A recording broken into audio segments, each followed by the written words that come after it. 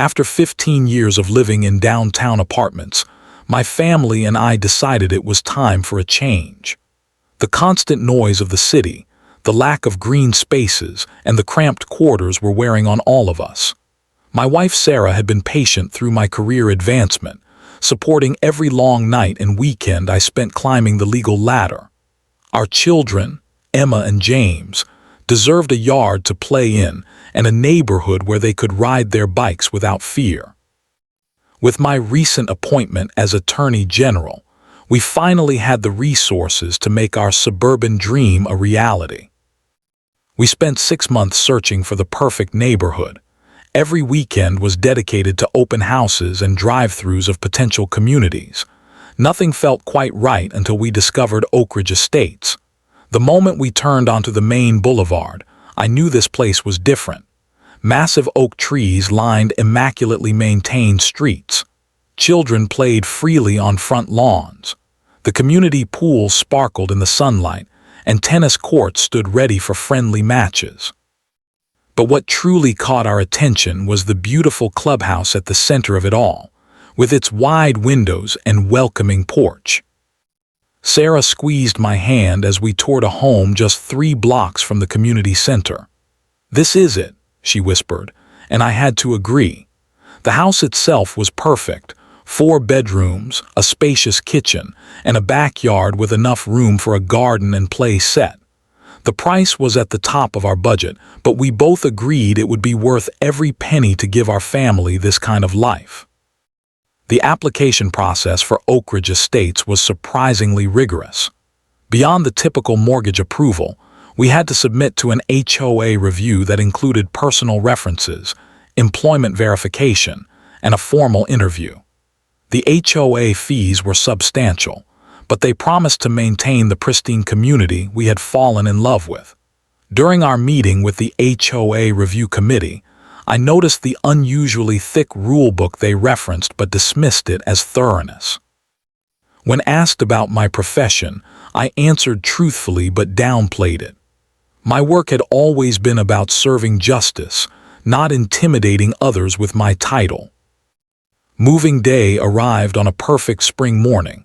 Neighbors stopped by to introduce themselves, offering cookies and local recommendations. The children immediately made friends with other kids on the block, racing up and down the sidewalks as we unpacked. That evening, exhausted but happy, we celebrated with pizza on our new deck. Sarah raised her glass in a toast. "To our fresh start," she said, her eyes bright with optimism. I clinked my glass against hers, feeling truly content for the first time in years. As we cleaned up dinner, I noticed a woman standing across the street. Unlike our other neighbors, she had not come to welcome us. Instead, she observed our home with a critical eye, making notes on a clipboard. When she noticed me watching, she offered a tight smile that never reached her eyes before walking away. I thought little of it at the time, not realizing I had just encountered Margaret, the HOA president whose rule over Oak Ridge Estates was about to collide with our family dream. That clipboard, I would soon learn, was her weapon of choice in a community she controlled through fear and rigid enforcement of rules few residents fully understood. The pink notice appeared on our door exactly 8 days after we moved in. At first, I thought it might be a welcome note or community announcement. Instead, it was a violation citation, printed on official HOA letterhead. According to the notice, our trash cans had been visible from the street 4 minutes past the mandated removal time of 7:00 p.m. The citation included a warning that future violations would result in fines starting at $50 and doubling with each subsequent offense. I read it twice, certain there must be some mistake. We had been so careful to follow all the rules we had been given. Sarah tried to reassure me that it was probably standard procedure for new residents, a gentle reminder of community expectations. I wanted to believe her, but something about the precise documentation of the 4-minute violation felt deliberately petty. Nevertheless, I was determined to be a good neighbor. We marked our calendars with trash collection times and set alarms on our phones to ensure prompt removal of the bins. 2 weeks after receiving the notice, we attended our first HOA meeting in the community clubhouse. The room was nearly full when we arrived, with neighbors sitting in neat rows facing a long table at the front. Margaret sat center stage, flanked by 4 other board members who rarely spoke throughout the evening. I watched in growing disbelief as she methodically shut down reasonable requests from longtime residents. A request for a basketball hoop, permission to plant a vegetable garden in a backyard, even a proposal to update outdated playground equipment. The bylaws exist to maintain property values and community standards, Margaret repeated like a mantra whenever she denied a request. Her voice never rose, her expression never changed, but her authority was absolute. When the meeting concluded, several neighbors approached us quietly. "Be careful around Margaret," one woman whispered. "She runs this place like her personal kingdom," added another. "Last year, she fined the Johnsons so heavily they had to sell their house." Despite these warnings, our family tried to embrace community life. Emma and James quickly made friends at the community pool. They spoke excitedly about hosting their joint birthday party at the clubhouse in late summer. Sarah and I submitted the reservation request months in advance, following every procedure outlined in the rule book. We received confirmation almost immediately, which buoyed our spirits. Then the scrutiny began. I would look up from dinner to see Margaret driving slowly past our house, clipboard in hand. New violation notices appeared regularly: grass half an inch too tall, a bicycle left on the front porch overnight, holiday decorations installed 2 days before the permitted date. Each time, I documented the citation and addressed it immediately, determined to avoid conflict. One evening, I decided to introduce myself properly to Margaret, hoping a personal connection might ease tensions. I approached her after seeing her inspecting a neighbor's mailbox. "Good evening, Margaret. I do not believe we have been formally introduced. I am Daniel Matthews, the new homeowner at 427 Oak Lane." I extended my hand, which she briefly shook with cool detachment. "I know who you are, Mr. Matthews. Is there something specific you need?" Her tone made it clear this was not a social conversation. "I just wanted to introduce myself properly. I work as the Attorney General downtown, and I value community standards as much as you do.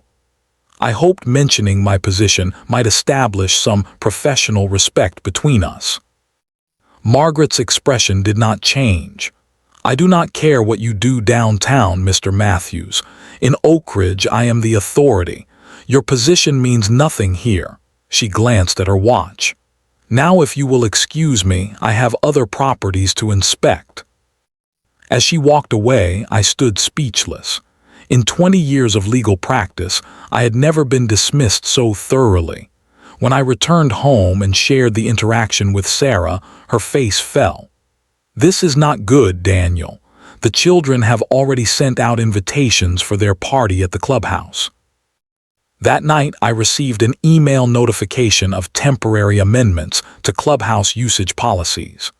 Reading through the changes, it became clear that every new rule directly impacted our planned birthday celebration: lower noise limits, restrictions on decorations, new cleaning deposit requirements, and limited attendance numbers.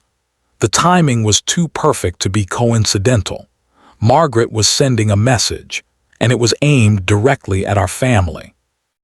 August 15th arrived with perfect blue skies and a gentle breeze, ideal weather for Emma and James's birthday celebration. We had planned everything meticulously, addressing every requirement in the amended clubhouse rules. Sarah had prepared party favors that complied with the no plastic toys restriction.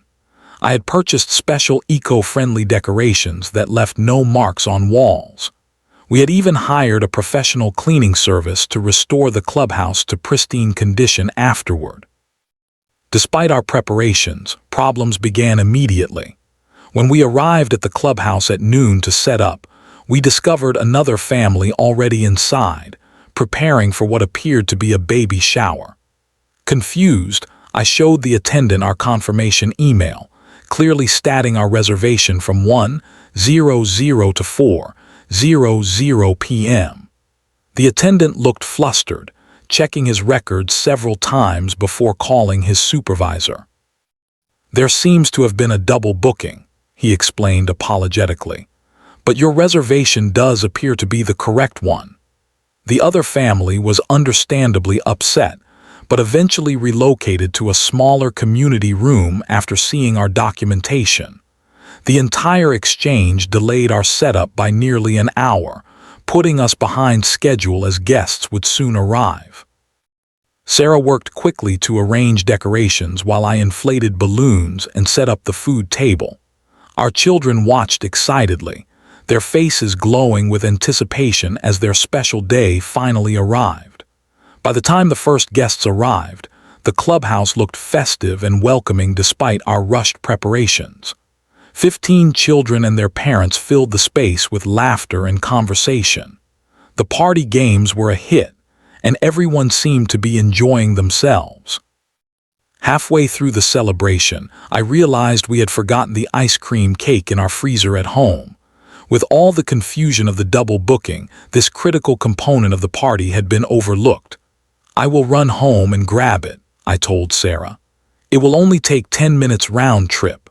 She nodded, surrounded by happy children playing a game of musical chairs. Everything seemed under control, and several other parents were helping supervise. I quickly explained I would be right back and headed to our house 3 blocks away. I was gone exactly 12 minutes. When I returned, carrying the large ice cream cake, I immediately sensed something was wrong. Parents stood outside the clubhouse, looking concerned and making phone calls. As I approached, I could see children's faces pressed against the windows, some of them crying. My heart rate doubled instantly when I spotted Emma among them, tears streaming down her face as she pounded on the glass. Inside the clubhouse stood Margaret, clipboard in hand, speaking sternly to several trapped parents while children huddled around them in fear. Outside, 2 security guards prevented anyone from entering. I rushed forward, cake still in hand, demanding to know what was happening. "Sir, please step back. There has been a violation of clubhouse policies," one guard stated mechanically. "Those are my children inside. What violation? What is happening?" My voice rose despite my efforts to remain calm. "The HOA president has documented multiple infractions and has initiated security protocols," the guard explained without emotion. I moved past him to the window where Margaret stood inside.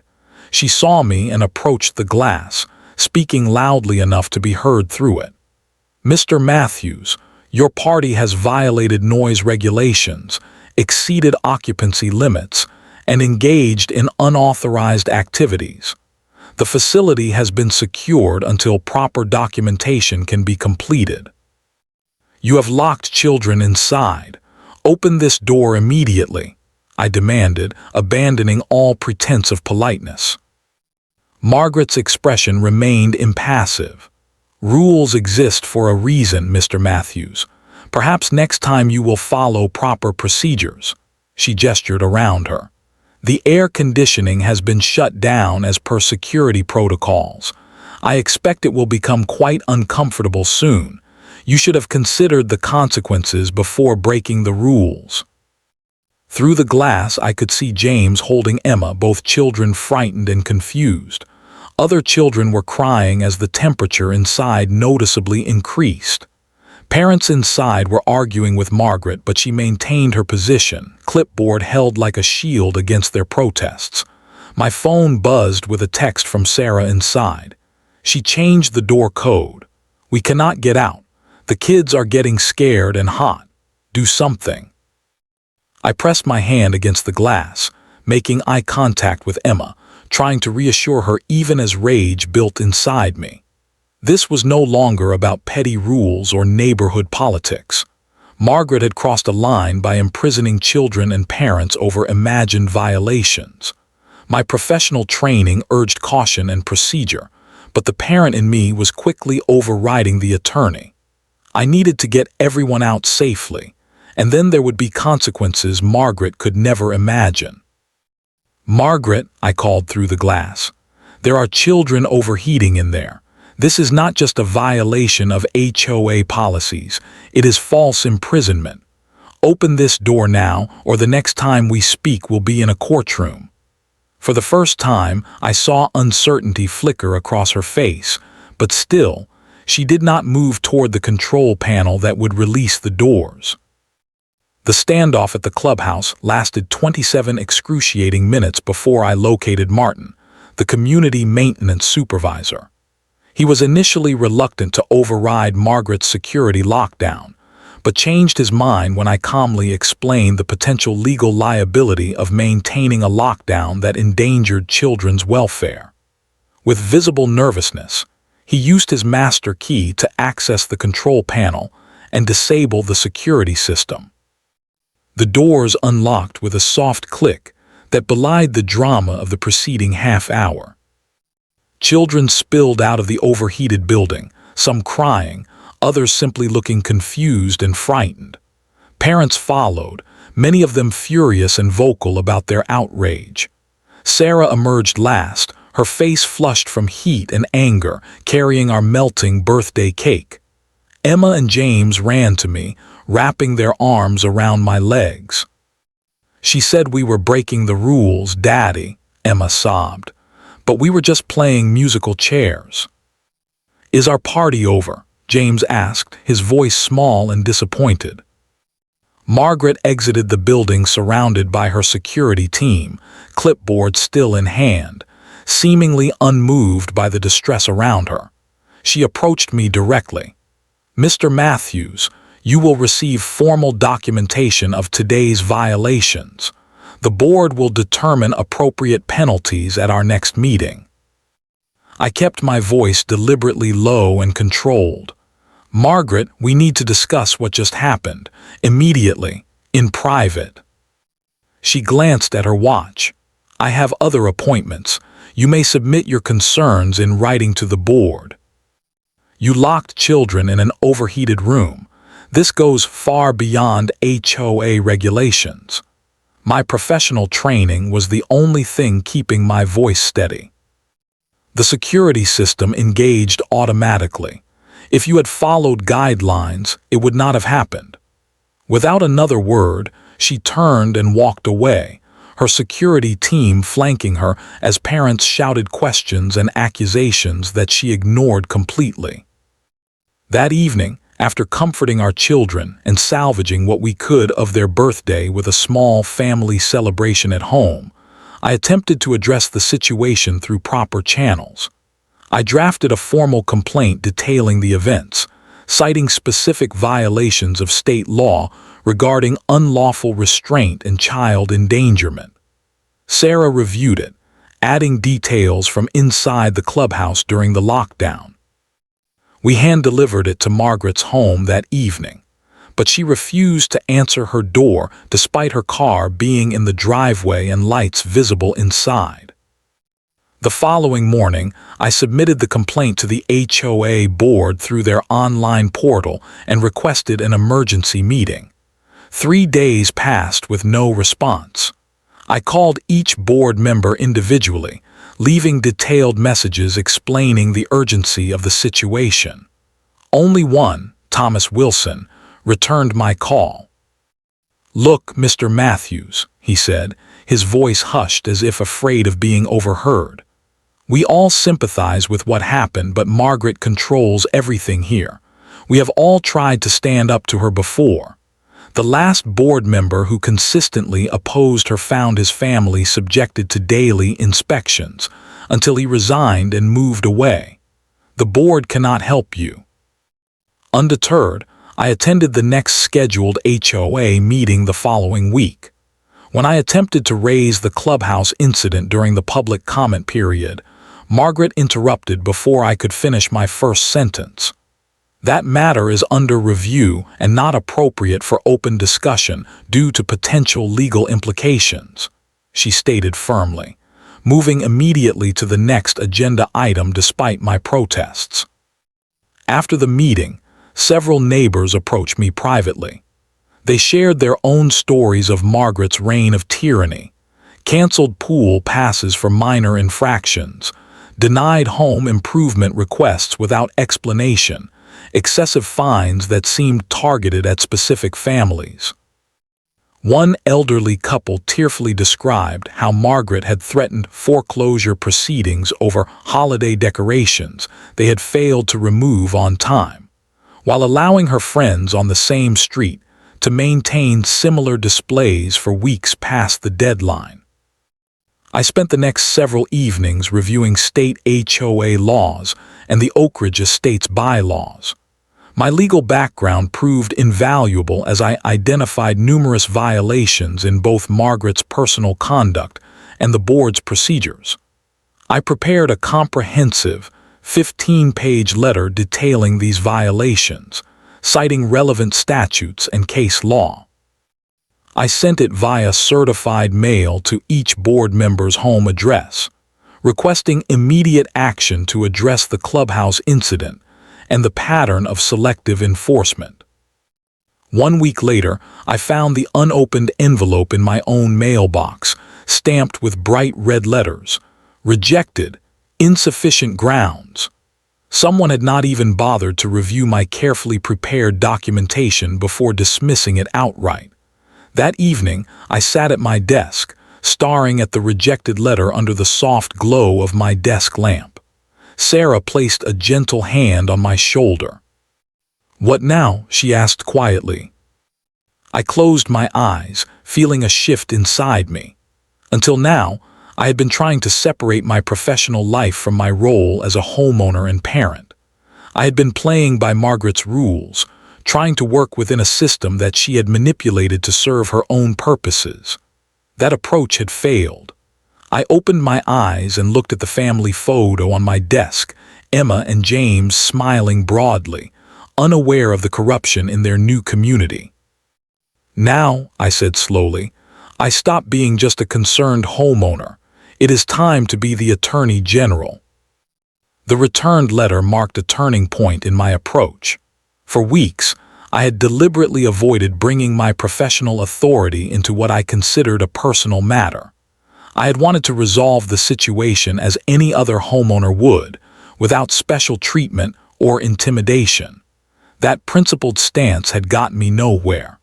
More importantly, it had failed to protect my children and my neighbors from an increasingly toxic situation. Sitting in my home office that night, family photos visible in the soft lamplight, I made a difficult decision. I never wanted to bring my work home, I confided to Sarah as she brought me a cup of tea. But she left me no choice. The next day, I began a precisely executed investigation, not as Daniel Matthews, the homeowner, but as Daniel Matthews, the Attorney General. My first step was accessing databases not available to ordinary citizens. What I discovered about Margaret Harrison was illuminating. Before moving to Oak Ridge Estates 7 years ago, she had served on HOA boards in 2 other communities. Both associations had experienced unusual turnover rates during her tenure, with multiple complaints filed but never addressed. More concerning were the financial records. In her previous position, an independent audit had raised questions about certain expenditures, though no formal charges had ever been filed. The investigation had mysteriously been dropped after key complainants withdrew their statements. I could not help but wonder what pressure had been applied to silence them. Over the next 2 weeks, I carefully balanced my professional duties downtown with my private investigation into Oak Ridge Estates. Late at night, after the children were asleep, I compiled documentation and built a case with the thoroughness that had defined my legal career. My dining room table became command central, covered with papers, notes, and evidence organized into precise categories. Gaining the trust of neighbors proved challenging at first. Years of intimidation had left many residents fearful of retaliation. I started with Thomas Wilson, the one board member who had returned my call. Over coffee at a cafe far from Oak Ridge Estates, he shared his concerns more openly. "Margaret has controlled the financials for 5 years without oversight," he explained. "When I requested to review the books as part of my board duties, I was told such reviews were unnecessary and disruptive to operations." This conversation led to others. Slowly, residents began to share their experiences. I met them in parks, coffee shops, and offices downtown, anywhere away from the watchful eyes of Margaret and her allies. Each story added to the disturbing pattern I was documenting. A particularly emotional meeting occurred with Alina Jenkins, an 80-year-old widow who had lived in the community since its founding. "She threatened me with foreclosure over Christmas lights," Alina shared, her hands trembling as she held her teacup. "My husband always put up lights. After he passed, I continued the tradition to feel close to him. Margaret gave me a violation notice on December 26th, claiming I had exceeded the permitted holiday display period by 1 day. When I explained I physically could not remove them so quickly at my age, she said rules applied to everyone and began daily fines." "What happened?" I asked gently. "My neighbor's son removed them for me the next day, but Margaret still imposed a $500 fine. Meanwhile, her friend Susan 3 doors down kept her decorations until mid-January without consequence." Tears welled in Alina's eyes. It was never about the rules. It was about power. Through official channels available to my office, I obtained copies of the HOA's financial records for the past 5 years. What I found was deeply concerning. Selective enforcement was not just a matter of personal vendettas. It appeared to be financially motivated. Fines collected from certain homeowners never appeared in the official accounting. Contracts for community services were consistently awarded to companies with connections to board members, often at rates well above market value. The most egregious discovery came when I cross-referenced clubhouse rental fees with the maintenance schedule. The clubhouse had been accidentally double-booked 17 times in the past year alone. Each time, one party had been forced to relocate or cancel, yet both reservation fees appeared in the records. Where had the refunds gone? According to my documentation, they had simply vanished. Throughout my investigation, Margaret remained suspicious but unaware of the gathering storm. She continued her reign of petty tyranny, even escalating her targeting of our family. New violation notices appeared weekly, some for infractions so minor they bordered on absurd. One citation complained that our garage door had remained open for 8 minutes while I unloaded groceries, exceeding the permitted 5-minute limit for loading and unloading. Each new notice was added to my growing file of evidence demonstrating selective enforcement. While documenting these violations against my family, I also photographed identical situations at homes of Margaret's allies that received no citations. Side by side, these photographs told a powerful story of discrimination and abuse of power. As my case built, I began preparing for what would come next. I contacted the State Housing Authority discreetly, briefing key officials on the situation without formally invoking my position. I prepared detailed documentation packages for relevant oversight agencies. Most importantly, I worked with legal experts in my office to prepare for various scenarios, always careful to maintain appropriate boundaries between my personal situation and my professional resources. Margaret remained oblivious, believing herself untouchable in her small kingdom. That illusion was about to shatter completely. 3 months after the clubhouse incident, residents of Oak Ridge Estates found official notices in their mailboxes announcing a mandatory special HOA meeting. What made these notices unusual was the letterhead. They came not from Margaret or the current board, but from the State Housing Authority. Attendance was described as required by law, with potential legal consequences for non-participation. The notices specified that homeowners, not proxies, must attend in person. Margaret immediately sent out a community-wide email claiming the notices were fraudulent and advising residents to disregard them. Her message warned of outside agitators attempting to disrupt our community standards. That same day, I received 3 new violation notices, including one claiming our American flag was displayed improperly. The evening of the special meeting arrived with dramatic timing. Dark thunderclouds gathered over Oak Ridge Estates as residents made their way to the clubhouse. The facility had been secured in advance by state officials, preventing Margaret from changing access codes or claiming another scheduling conflict. By the time the meeting was scheduled to begin, the clubhouse was filled beyond capacity. Community members who had rarely attended regular HOA meetings now stood shoulder to shoulder, curious and apprehensive about what would unfold. Margaret arrived 15 minutes late, flanked by her board members and 2 men I recognized as her personal attorneys. Her face registered momentary shock at the crowd before she composed herself and marched purposefully to the front of the room. She tapped the microphone forcefully. "This meeting is unauthorized and illegitimate," she announced without preamble. "As president of the Oak Ridge Estates Homeowners Association, I am declaring it adjourned before it begins. Anyone remaining on the premises will be considered trespassing." She turned to leave but froze when a voice from the back of the room responded. "Actually, Margaret, this meeting is fully authorized under state law and will proceed as scheduled." The crowd parted as I walked slowly toward the front, carrying a briefcase containing months of careful documentation. Margaret's eyes narrowed as I approached the podium she had just attempted to abandon. Her attorneys whispered urgently in her ear, but she brushed them off, clearly believing she could intimidate me as she had so many others. "Mr. Matthews, whatever game you are playing ends now. This community operates under established bylaws, and I am the duly elected president."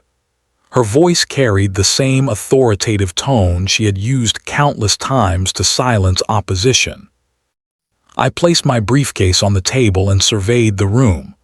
Neighbors I had interviewed privately avoided eye contact, still fearful of retaliation. Others looked curious or confused. I took a deep breath. For those who do not know me professionally, I am the Attorney General of this state. A murmur ran through the crowd. Margaret's face remained impassive, but her attorneys exchanged alarmed glances. Today, I'm not speaking primarily in that capacity. I am speaking as a homeowner and parent whose children were locked in an overheated room by Ms. Harrison. I am speaking for every resident who has been bullied, fined unfairly, or silenced through intimidation. I opened my briefcase and activated a projector that had been set up earlier. The screen behind me illuminated with the first of many documents I had prepared. What you are seeing is the result of a 3-month investigation into the practices of our HOA under Ms. Harrison's leadership. What followed was a methodical presentation of evidence that left the room in stunned silence. Side-by-side photographs demonstrated selective enforcement of rules. Financial discrepancies appeared in red, highlighting significant sums that could not be accounted for. Testimony after testimony documented abuse of power, each more damning than the last. Under Ms. Harrison's leadership, this HOA has violated 17 state statutes governing homeowners associations, I explained, displaying the relevant legal codes. These violations include selective enforcement of rules, financial improprieties, failure to maintain proper records, conducting closed meetings in violation of transparency requirements, and most seriously, using HOA resources for personal gain.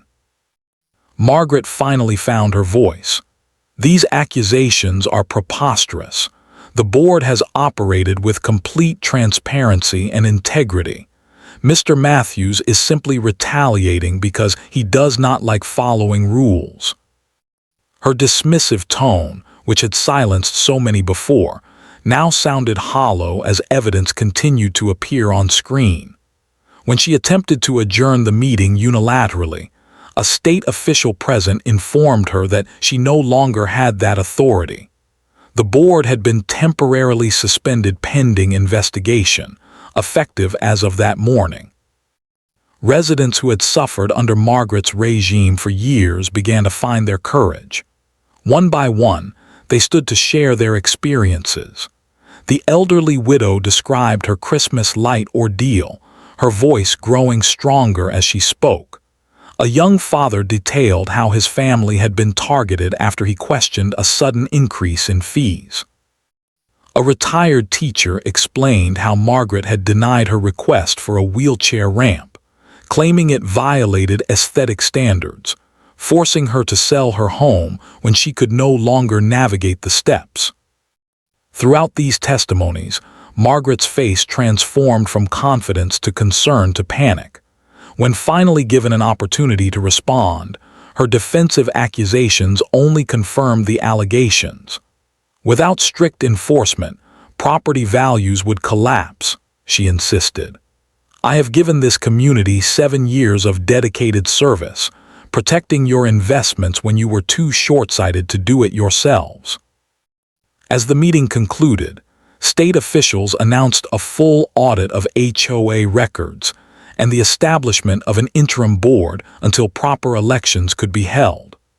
Margaret and her attorneys huddled in urgent conversation as residents whom she had intimidated for years walked past her without fear, many stopping to thank me with tears in their eyes or quiet nods of appreciation. Outside, the thunderstorm that had threatened all evening finally broke, rain washing over Oak Ridge Estates like a cleansing flood. The aftermath of the special meeting unfolded like a community awakening from a long winter. The State Housing Authority's investigation confirmed everything my private inquiry had uncovered and revealed additional violations. Margaret and 2 board members faced civil penalties for misuse of HOA funds. Evidence of financial improprieties was turned over to the district attorney's office for potential criminal charges. Though my office recused itself from that investigation due to my personal involvement, I made sure the case received proper attention. Within 3 weeks of the meeting, moving trucks appeared at Margaret's house. She packed quickly and quietly, avoiding eye contact with neighbors. No goodbye parties were held, no farewell wishes extended. When asked where she was relocating, she would only say she was moving for personal reasons. The community collectively exhaled as her SUV drove past the Oak Ridge Estates entrance sign for the final time. With the old board dissolved, a properly conducted HOA election brought fresh faces and perspectives to leadership. The interim board, supervised by state officials, ensured the election process was transparent and fair. Homeowners who had previously avoided involvement now stepped forward, eager to help rebuild their community on a foundation of equity and respect. Though many neighbors urged me to take a position on the new board, I declined. My job is to uphold the law, not to govern my neighbors, I explained during a community gathering. Besides, this neighborhood needs to heal through broad participation, not another authority figure. Instead, I offered to help draft new bylaws that would prevent future abuses. The revised rules included strict transparency requirements, term limits for board members, and a detailed process for appeals of violation notices. The document was written in plain language instead of legal jargon, ensuring every homeowner could understand their rights and responsibilities. One of the first actions of the new board was addressing the harm done under Margaret's leadership. Families who had been unfairly fined received restitution, sometimes with interest. Rejected home improvement projects were reconsidered under the revised guidelines. Most meaningfully for many residents, those who had been driven away by harassment were contacted and invited back for community events. The clubhouse that had been the site of such trauma for my children was reclaimed through positive experiences. The new board hosted a community celebration where children played freely and adults conversed without fear of citation. Emma and James were initially reluctant to return to the building, but seeing it filled with laughter and genuine community spirit helped them overcome their anxiety. During that celebration, Thomas Wilson, now serving as board president, presented my family with a formal apology. "What happened to your children was inexcusable," he stated as neighbors applauded. "We are committed to ensuring nothing like that ever happens in our community again." Later that evening, as the gathering wound down, Eleanor Jenkins approached me quietly. "Why did you not tell us who you were from the beginning?" she asked. "You could have stopped her much sooner." I considered her question carefully before answering. "Power should be used to protect, not intimidate," I explained. "I wanted to resolve this as a neighbor first, as a member of this community. When that became impossible, I had to use the tools available to me, but always in service of justice, not personal advantage." Eleanor nodded thoughtfully. "We are fortunate to have you here." In the months that followed, Oak Ridge Estates transformed. Not into perfection, no community achieves that, but into something authentic and valuable. Neighbors began to know each other beyond surface pleasantries. Children played freely without parents constantly checking watches and rule books. Gardens bloomed with diverse flowers and vegetables that would never have been approved under the old regime. One summer evening, almost a year after the confrontation, I sat on our deck watching Emma and James playing in the sprinklers on our front lawn. Neighbors waved as they walked dogs or pushed strollers past our home. Sarah joined me, handing me a glass of lemonade. "Are you happy we stayed?" she asked. "After everything that happened, we could have moved." I watched my children's joyful faces as water sparkled around them in the golden evening light. "This is home now," I answered. "Not because it is perfect, but because we fought for it to be better." The camera pulls back, showing Oak Ridge Estates bathed in sunset light. My voice continues. Sometimes justice happens in courtrooms with gavels and formal proceedings, but more often it happens in small communities where people find the courage to stand against everyday injustice, no matter how small it might seem. That courage, more than any professional title, is what truly changes the world.